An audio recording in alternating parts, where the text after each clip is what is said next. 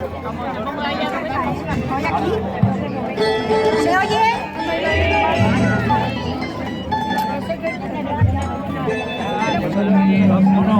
Pues esta es para despedirnos hasta el año que viene.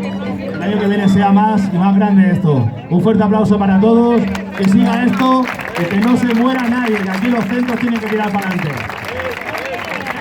Y os voy a dar una primicia, el año que viene nos vemos en Mérida en el teatro, el día 25 de mayo, actuamos allí. El que quiera irse a Mérida, que venga a vernos.